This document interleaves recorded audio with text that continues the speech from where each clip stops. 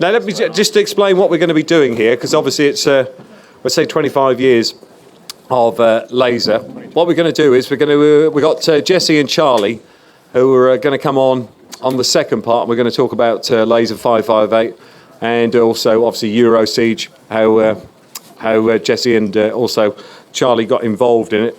This part we're going to be talking to the guys here about laser hot hits, which obviously came on the air after the ship came back out of Harwich. Yes, it'll be a year later. Yeah, a year or so later. And while we're looking for Ray, where is he? Oh, morning, lad. Morning, Ray. All right. So on this part, we're going to be dealing with the hot hits segment of laser. The next part, we'll talk about laser 558, and I might also just explain a little bit about my involvement with the 729 days. But anyway, we got Jim. Say hello, Jim. Hello, I'm Jim Perry. Jim Perry. Okay. Hello, I'm Dennis Jason. Dennis Jason. Mike Barrington, engineer. Mike Barrington, engineer. Paul Jackson. Leendert, Vingerling. Now, Lane used to do a lot of the supplying of not only laser, but also Caroline, and we'll be dealing with that as well a bit later on. And I'm Ray Anderson. Ray Anderson. So let's start at the beginning of hot hits. And Ray, I mean, really, it was instrumental. It was you, wasn't it? Because you put in a silly bid for a certain radio ship and got it, didn't you? I did, yeah. I didn't really want to get it, really. I thought, but what actually happened was I got asked by the Admiralty Marshal when the ship had come into Harwich and had been arrested. The Admiralty Marshal asked me to do a valuation of all or an appraisal of all the technical equipment. So I already knew the ship because I'd been out to it probably about 50 times before when it was in the 558 days. So I had to go out and invent a figure of all this equipment. So I looked at all these transmitters and cartridges, machines and record players and record library and everything, and came up with a figure and gave it to him, which was far in excess of the cheeky bid that I put in. I was told, I think there were about 13 bids altogether. That's an unlucky number, isn't it? But and then I think I revised my bid at the last moment. I actually upped it from about 32,000 to 35,000, and then, of course, the rest is history. So what were the... there was obviously some policing involved here and restrictions when you bought the ship. What were the restrictions? So I seen coming aboard a couple of times and seeing notices all over the place. What's interesting is that apparently on some of the documents that the Admiralty Marshal had listed or issued to people, it's the small print said must not be used for illegal broadcasting. Well, on the version I got, he didn't put it on mine, so so I think I was rather lucky there. That was a bit of a slip up. It was a bit of a slip up on their part. But restrictions, there weren't any really. I mean, I took the view that if you look at the Marine Offences Act, it talks about installing equipment. Well, the government sold it to me already installed, so I wasn't installing the equipment. Yeah. And all we did really was we managed to get there was a DTI detention order on the vessel at the time, which meant that a lot of work had to be done on the vessel, which was really to do with painting and getting the detention order lifted, to do with the safety equipment. And as Johnny will know, because he was there for a few weeks painting and scraping around, we eventually got the detention order lifted, and we just sailed out of Harwich. Just sailed past. Yeah, exactly. Yeah. The funny thing is, we just mentioned, I think you were on board as well, Mike, but we actually had a storm. This is how really unstable the ship was, wasn't it? We actually had a storm when the ship was anchored at Ewerton Ness, which is inside Harwich Harbour. We actually went it drifted, didn't it? We had, yes, and what the DTI had done was actually immobilised the ship, hadn't they? Right. They'd immobilised the ship, so we couldn't start an engine. I supervised the removal of the bearing, didn't I? That's it. On behalf of them, which was a bit Irish. Yeah, wasn't it was crazy. So we couldn't use the engine. We were dragging the anchor, and we nearly clipped one of the major ferries, didn't we? We had to be rescued by a tug. We did, and it was really irresponsible, in my opinion, of the DTI at the time, because we were a ship, we could drag our anchor, and because of what they'd done, we actually nearly hit something. I think, didn't we? Yeah, we did. In the harbour, we actually hit something. Yeah, it was there as a result of their irresponsibility. Yeah. Now then, Mike, can I just tell? I'll come to you guys in a minute, all right? Don't feel left out. No. So, Mike, you were on board the boat when it sailed, weren't you? When it sailed out of Harwich, from what I remember? No, because you and I went out on a fishing boat and got lost in the fog, didn't That's we? it, yeah, because we couldn't be seen. That's it, I remember now. we were going to be on board when it sailed, and then we thought it was probably a bad thing that any people involved with Caroline or involved with offshore radio were to be on board. So we weren't, were we? No, we followed it. Yeah, we followed it and got lost in the fog. and got lost in the fog. But Ray, what happened the night that you sailed? Because I do remember the call. Just picked up the phone, and all he said was, "The Eagle has landed." We had various code words because we used to think that maybe our phones were being tapped and things, which I'm sure they were. And we had, if you remember when mobile phones were coming out, 1986. The only phone you could get was like a brick. It was about this big and weighed a hell of half a ton. And I had also a little mobile one as well. So we actually were lucky enough to be able to talk to the ship with a proper phone, which was useful. But when the ship when the ship went out, I remember watching it go out. And a friend of mine, Bill Rollins, who is here today, he'd recorded what was going on the ship to shore. And all I remember was this little piece of tape which went cork spit out. And that was like, nautical terms for the fact that the ship had reached a certain destination in the North Sea, and it was no longer in the jurisdiction of British waters. Basically in international waters. Yeah. But Mike, you like myself, came on board when it was in international waters, and there was a bit of a setup to. We hadn't got that far. Yeah, well, no, but actually, no, Sunk Anchorage, weren't we? Sunk Anchorage, Yeah. That's it. And then decided to go into the knock deep. Now you had to do quite a lot of preparation with the transmitter. I can't remember his name, but the guy from Veronica, wasn't it? That was later. We had a few problems because the crew left. Do you remember the captain went, and as they decided they didn't want to be involved, the captain went, the engineer went. I went as radio engineer. And the captain said, well, you know how to drive the ship, so you better make it work. I hadn't a clue how to start this bloody engine.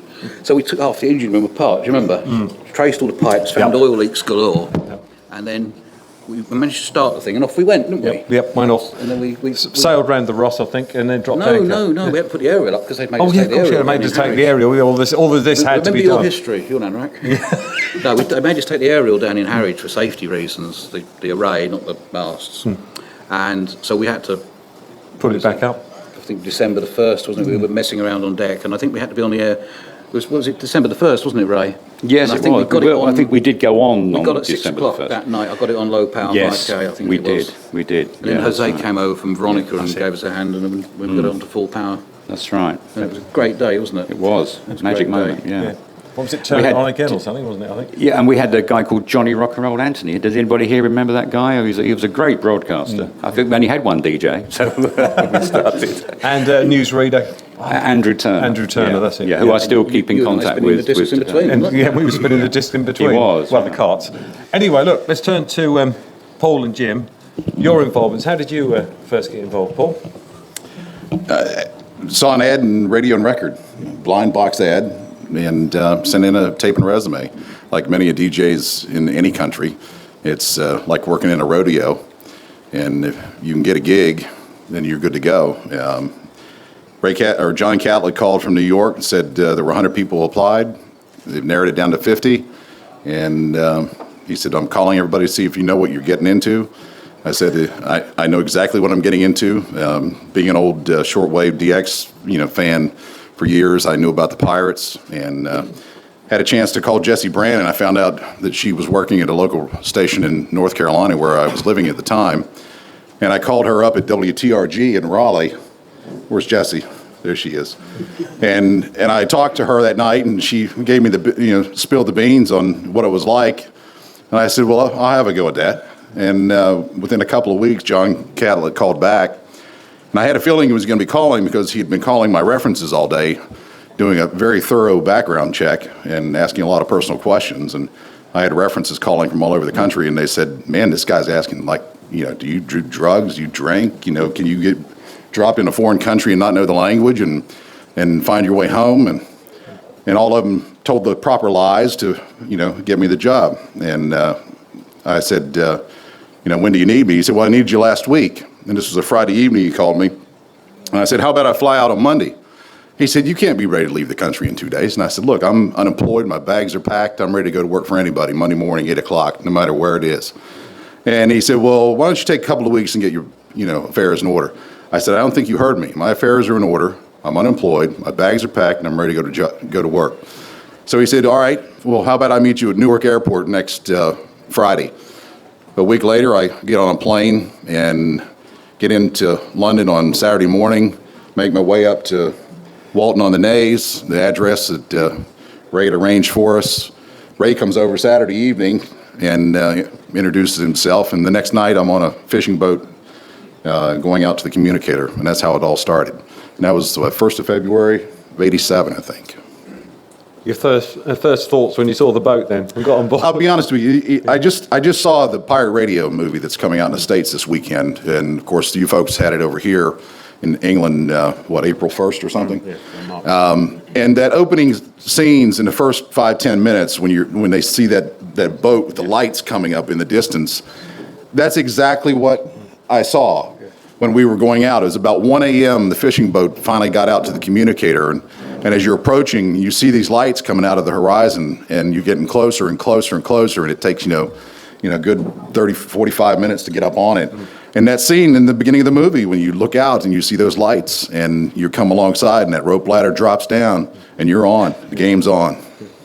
Jim, what about yourself? Well, I found the job same way through radio and records and put an ad in. I actually drove down and met John down in Hartford, Connecticut in his apartment down there to interview. And I was employed, so I wasn't ready to go right away. But about 2 weeks after I interviewed with them, they offered me the position, and I met John and Newark as well, probably about a month later, end of February or so of '87. And met him at Newark, bought a ticket that day, flew Virgin Atlantic over here, gave me the directions, same to Walton on the Naze, and stayed there for a couple of days. And then my voyage out to Laser wasn't as fun. It was, I grew up on the coast of Maine. I'd worked with Craig Novak, who was on the earlier version of Laser, and told me about it. So I knew quite a bit about it, and I'd been out on the ocean before, but I guess I've never been out in the North Sea before. So got out there, and I was pretty ill by the time I got to Laser, and spent the I can first... attest for that because I was there when you arrived. I don't think I've ever been quite as ill, but I spent the first three days down at the TV room at the absolute bottom with a bucket, and it literally took me 3 days to get to the point where I could stand and start doing the shows. So that was kind of my introduction to the ship. What are your main sort of memories, Paul, of the ship, of your time there? Nothing you regret? No, I'll get straight to the point. The experience that I had 22 years ago was probably one of the most impactful moments in my life. And I look out and I see faces out here that have experienced what we did, and doing it for the pure spirit of it means a lot to me personally. It would have been nice if certain people would have paid us, properly. I wasn't going to bring it up. There you know what at the end. But then again, we all share that experience, no matter what pirate operation we worked in. But I will say this: it's an honor to be a part of a small group of people, whether you were out there on it or you supported us by being on shore, listening to us, coming to events like this. It means a lot to all of you. It is. Yeah. Jim, your thoughts on your time on the ship? I know it wasn't too long, but I was there. I got disillusioned pretty quick, but I was young. I was 18 years old. I turned 19 aboard the communicator, and had a girlfriend back home, so I got homesick pretty quickly. I think I was out for probably 60 days. I know the night I arrived, by the way, on the ship was the night the Herald of Free Enterprise. Yeah. sunk, so they were doing all these alerts for all the ships out of the Because North Sea. we could hear the traffic that night. Right. I can remember telling the guys, I said, well, aren't we going down there to help? And they said, no, we don't. We're not going down there. So I was thinking, I was not having very positive thoughts when I first got there, but I actually really enjoyed it. Made a lot of great friends. I've come over to the UK quite a bit over the last 20 years and kept in touch. I've seen Ray several times, Bill.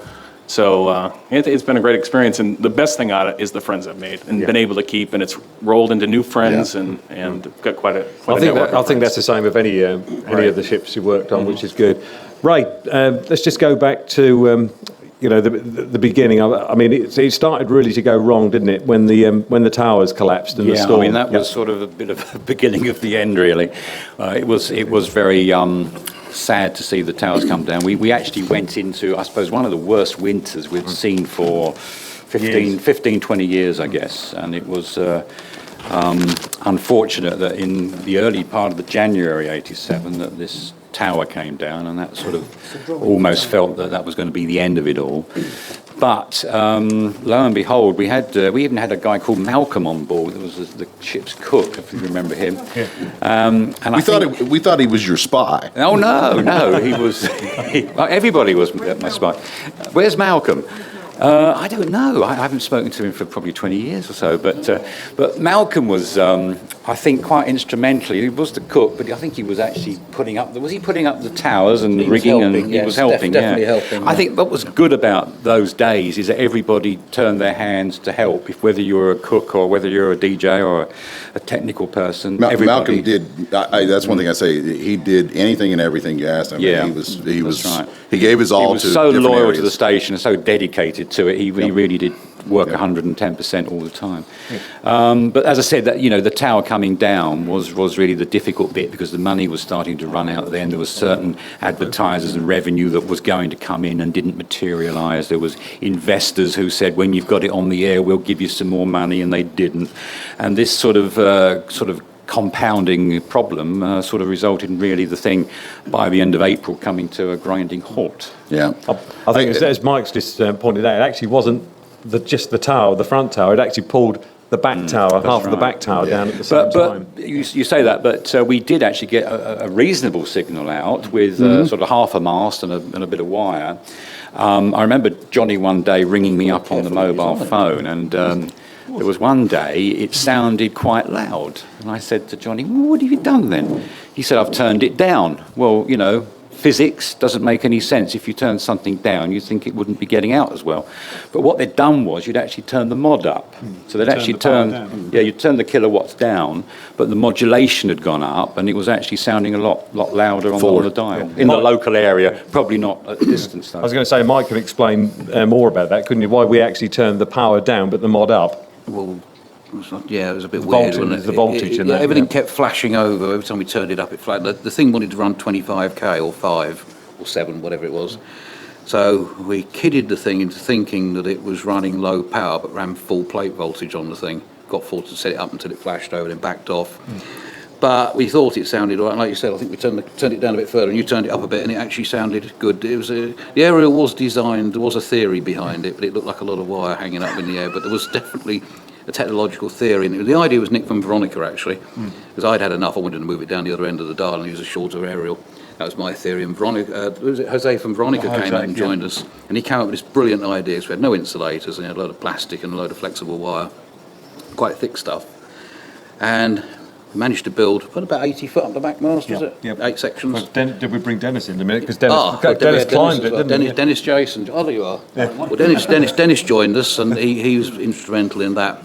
Actually, Dennis came out incidentally because we were going to put an FM service on, weren't we, Ray? Yeah. We had a small FM, and I built this lovely array to go on top of the 130 foot mast on the front.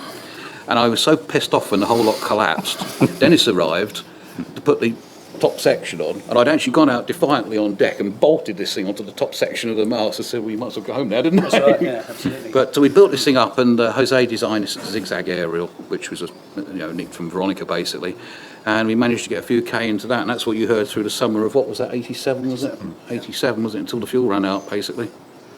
That was about really it on that one, wasn't it? Yeah, it was. I was going to suggest that Paul tells his story, because there was one day. Which one? What, all of it? No, Which one? this is We'll be here dangerous. till tomorrow night. Well, I tell you what. There was this particular day, and I think he was so brave. He really was. There was a day when there was nobody else on board, Yeah. and he's steaming the ship along. He's down in the engine room, and then he's up on the bridge steering it. All by myself. I don't know how it came about, but you must tell the story of that. What's funny is I called Ray on the ship ashore the next day, and I don't think he believed me for a couple of days. What had happened, Skipper Bob, he was the first of 2 Bobs that we had, and it was kind of confusing. We had 3 Pauls, 2 Bobs, a couple of Mikes. Well, and of course, Only one Johnny. and one Johnny. Johnny Lewis, thank God. Jesus. But Skipper Bob and I had been on board as a skeleton crew at the end of September during this this kind of twilight zone period in the summer of '87. And Bob had been on for about 26 weeks straight, and it was getting to him. God love him. I know the feeling. I'd done 20 with a break at the 10-week mark. I'd taken the Zodiac and dropped it over along with Dave and Malcolm, and we took it in 15 miles. And then I walked into the studio and at your place, and you were there, I think, and Jeanette was there, and they saw me walk in. They said, "What are you doing here?"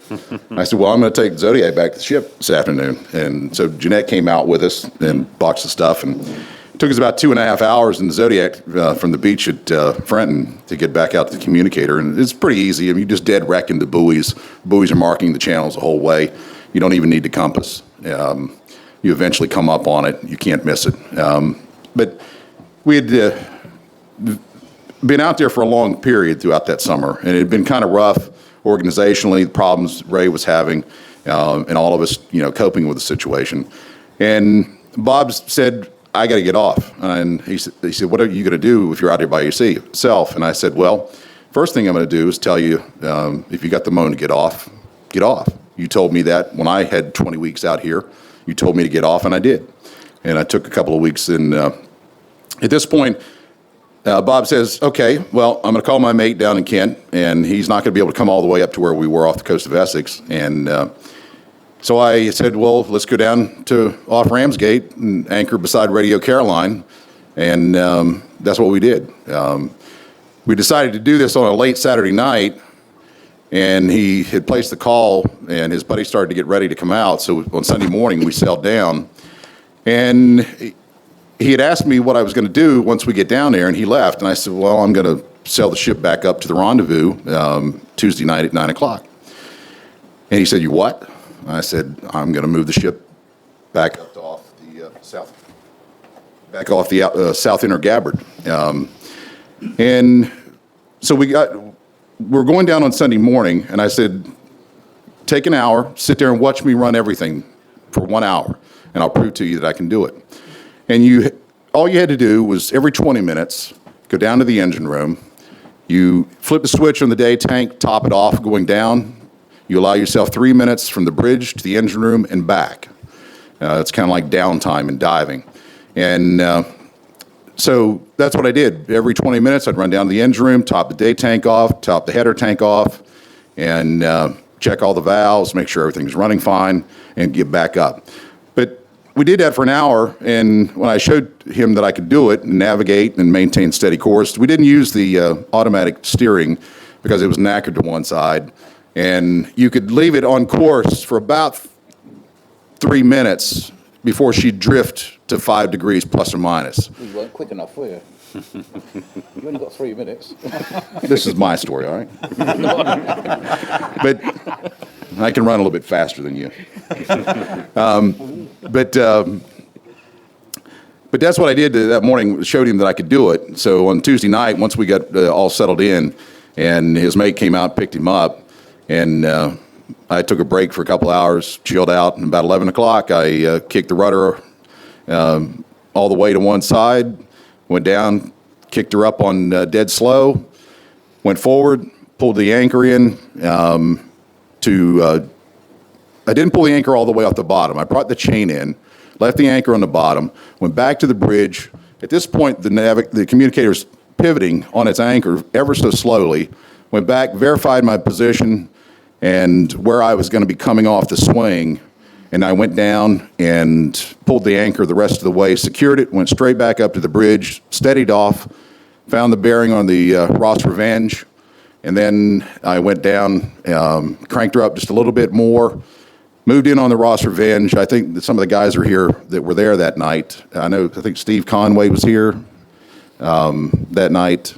He was thanking me earlier for dropping him Mars bars a couple days prior to that. On Sunday, I think we went over and said hello to him, or they came to us, I forget which. But I circled the Ross Revenge, and it was obviously night, closing in on midnight, and all their lights were out except for the red light on the bridge. And I was trying to whistle to them on the marine radio and the CB radio that we had to tell them I was by myself and to keep an eye on me. And I pulled in very, very close to the Ross Revenge, and I scared the piss out of them, to be honest with you. I was closer than 100 feet, and I was circling on the south side of her, broke on the east side, and I rolled north and went up about 25 miles. I broke towards Harwich once I got up past the Long Sand Head, and I was following two other ships, and we had about a mile and a quarter visibility that night. There was a bit of a fog, but broke west, and then I cut back to the east, rolled up on the south inner gabbard, and hit the depth finder that we had. And when she started to roll up, I went forward, put her dead slow, dropped anchor, and I was a quarter mile north of the south inner gabbard. And called Ray later that morning, told him that we needed some work lights at the work site, and we needed some oil for the generator or whatever. And I don't think he believes me to this day. Oh, I believe you. But the guys came out the next day, and who was the captain? Smokey. Smokey was the captain of the little tender, and he brought Dave out the next day. And Smokey come up, and Smokey had come out that night, but I was late. And he comes out to the point, and we're there, and he said, "How did you guys get up here?" And he said, "Where's Bob?" I said, "Well, he's not here. He went home." He said, "Well, wait a minute. If you're here, and the ship wasn't here the other night, and you're the only one aboard, how did you get the ship here?" Smokey didn't believe me. And I said, "Well, come on board and look and see if Bob's here." So the rest is history. And it was a foolish thing that I did. Our Marine Affairs director that was working with us at the time, he gave me a very quiet ass-chewing a month later. And I understand he was former Royal Navy submariner and everything. Paul was formerly. Paul Day, yeah. And we were sitting in a pub in Harwich having a meeting, and he gave me the worst ass chewing I've ever had in my life, and he never raised his voice. And at the very end, because he said, you will not do that again. He said, "You know how to use a fake call sign to get in touch with me through North Foreland Radio." I said, "You will never do that again, but I will tell you this. You know all the pubs down here in the waterfront in Old Town Harwich. You're never going to have to buy another pint for the rest of your life. Everybody in town knows what you did, and the hats are off to you, mate." That's why he did it. I wish I'd have known that. I think I'd have done it. Anyway, at this It was point, good fun. Yeah, at this point, can I bring in Lane? Can I bring in Lane? There we go. Now, Lane, Sure. I'm sure a lot of you know Lane, used to do a lot of the supplying, not only of Caroline, but also in the later days, Laser 558 and also Laser High Hits. Tell us about some of the problems you had there and also how you got involved, Lane. I got involved not so much with Laser 576. I started tendering 83, supplying Radio Caroline. Why no? Well known. Then in 84, Laser showed up. We didn't supply Laser with fuel, but we stopped regularly with visitors. They came on board. It was always a warm welcome. And we established a kind of a relationship. And every now and then we took people from America, disc jockeys, on board the tender and dropped them off the communicator and vice versa. The connection with Ray's ship, Laser Hot Hits, is a bit different. It's misty. What I recall is that we stopped several times, but the laser ship was off the coast of, I think, Belgium or France. Paul Jackson was on board with a blonde guy and Bob the Smoker. Blonde guy. A blind guy, no, a blonde guy. Blonde. Anyway, we were allowed on board. Dave and Andy. Okay, we were allowed. Dave, yeah. Oh, sorry, Yeah. we were allowed on board. Dave was one of our chiefs. Yeah. Okay, I didn't know that. Yeah. But it was impossible to visit anything on board the radio ship, and that started the rumor that the ship was used for drugs. Because at those days there were a lot of rumors about the Really? yes, about the laser ship, because it was off air for a long time. It moved from one place to another place. I got phone calls from Belgium authorities. We moved down to Sandetty Bank. That was the summer of '87. Yes. And we moved down to Sandetty Bank, Yeah. and what was happening at that time? Fred and Freddie Bolland, and Billy, Yes. the captain of the Bellatrix, because of the situations and the politics and everything, and the economy of everything, and the problems that we were all having. Ray, us, Fred, everybody was in financial problems, and what Fred basically said to Ray and all of us was, look, if we're going to work this out, we've got to minimize the distance that we have to travel from Dunkirk up to off the coast of Essex and Harwich. And so the decision was made to bring the communicator closer to Dunkirk. Okay. So we went back down Yeah. to Sandetti Bank, and we parked her there in that no-fly zone area between the lanes. But can you imagine that I was always welcome? We could always step on board, and there is one occasion. And I remember what you're talking about. Yeah. And they said, sorry, all the doors are locked. We can't give you any permission. That makes it very suspicious. It made everything suspicious, but we were having so many problems, and we had too many people's hands in the problems. And it was no offense at you. No. I hated it because it wasn't anything personal. It's just that we went into a clampdown mode that we kind of we went into a cocoon basically. And we needed to operationally. We needed to work out our problems and deal with them on our own. And getting people involved, having people show up to visit the ship. It was unfortunate for anybody that might have been fans or wanted to come by and support. But there's a certain reason that you do that kind of thing in a security situation where you want to maintain the information that's leaving. For anybody to come inside that zone, you would have obtained information and left with that information. And we had to have a security clamp down at that point. And that's basically what was happening. All right. But Lane, did you ever, Yes. as we say in England, get your collar felt, the authorities when you were supplying? Because I know you used to supply even when we had the Euro siege, which we're going to come on to with Jesse and Charlie shortly. Not really. They were taking pictures in my garden. I was not quite sure or the telephone was tapped, because we all think our telephones were tapped, but there is no evidence, no proof. I don't know. But I was always aware that something could happen. So I can remember being on the on the Ross and with Lane. You could almost set your watch by what time you were going to come on a Saturday morning, couldn't you? So obviously the authorities could do exactly the same, but it was almost like they let you get away with it, wasn't it? in the beginning, we were supplied from Belgium, and in those days the Belgian authorities were not so interested. When it became a little bit hotter, we moved to Dunkirk, to France, and the French had no clue of offshore radio at all. So it was quite easily. What year was that? I'm talking about 85. We moved to France. We bought the Windy, and then the Bellatrix. Yeah. So it's 85, 86, 87, 88. That frame period. So how much involved with the Bellatrix were you with Fred? In those days, I quit 88. Yeah. So I was not so much involved, but we kept in touch. So I knew about all the stories. But the problem is, you mentioned it earlier, always money. Yeah.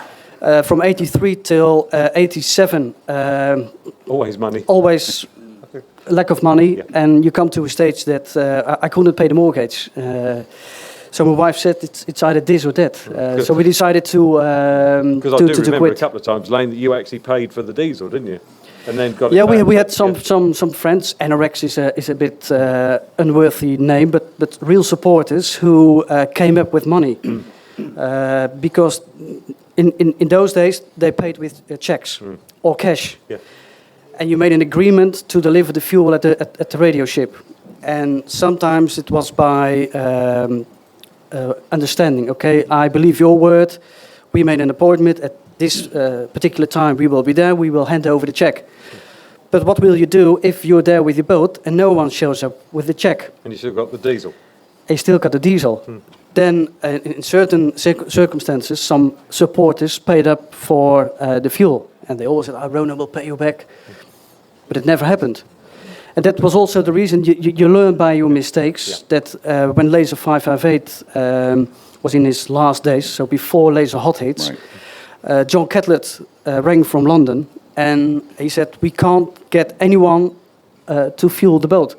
Because it was still the Euro siege. And we said, okay, we're willing to deliver the fuel, but you have to pay cash. And he said, sorry, we don't have the cash. So I said, what's then the point of calling me? And that was really what it was like, Yeah, wasn't yeah. it, Lane? Yeah. But it's a very... I actually spent time with living with Lane and Moyer, and I actually remember some of these phone calls. I can actually remember the phone calls, and it was like that. On the fueling part, I can tell just a quick story. With I had come over that 2-week period after that 20-week period in the '87 that I got off. I'd come back over to Calais, and Willie had come over and picked me up, taking me over to Bellatrix in Dunkirk Harbor at Mole 1 and dropped me there for 4 days. And he took me around to one of the brasseries over there, and he introduced me to the bartender. He said, if Paul gets in trouble, he said you'd make him disappear. And so I felt good. I felt like I was hooked in with the French underground at that point. But Willie took me over. We did the fuel run. We went over to Belgium, met the tanker, come to the checkpoint. We got out, went to the brasserie there at the checkpoint on the highway there, and everybody had smiles and drinks, and everybody got back in the trucks and kept driving. We get down to Mole 1, go down to that big central customs harbor house down in the center of Dunkirk Harbor. Willie goes in, comes out, all smiles with the guy. We drive over to Mole 1, pull up, and Willie tells me, he said, don't talk. He obviously, I don't, je ne parle pas français, sorry.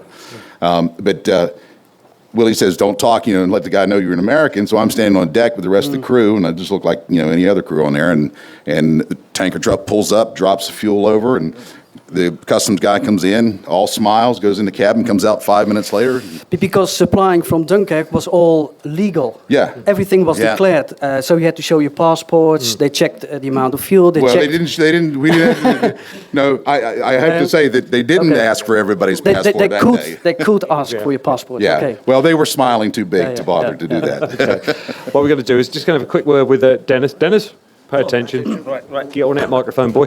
Dennis, how did you? What was your involvement? And how did you get involved with Hotheads? I first got involved with a phone call from Ray, who I'd known for many, many years, and he phoned me up and asked me if I could go up to Harwich to sort out the array. But the thing is, the boat had to go out of the harbour first. But they managed to get the boat out, as I say, over the Christmas period. 2 weeks after that, they were having problems with the array, it needed tightening. So I went up to Walton-on-the-Naze. Ray put me up at a guest house, and we was up there for nearly, I think it was about 5 to 6 days, Ray, wasn't it? Yeah, we just had the bad weather against us. We couldn't get out there. And then finally Ray phoned me up in the evening and said, right, you're out on the tender the next morning. The weather's fine.